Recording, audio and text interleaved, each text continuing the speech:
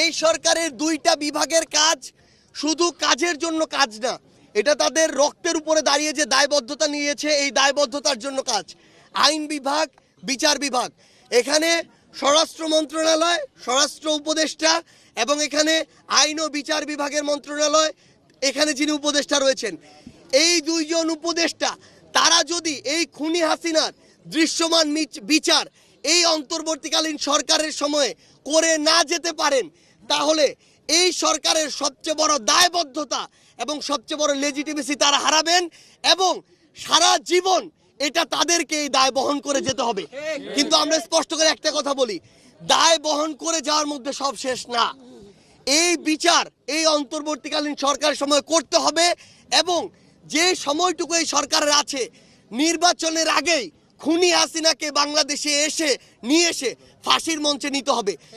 যতদিন না আমরা খুনি হাসিনাকে ওই ফাঁসির মঞ্চে না দেখছি, এই বাংলাদেশে কেউ যেন ভুল ক্রমেও ওই নির্বাচনের কথা না বলে।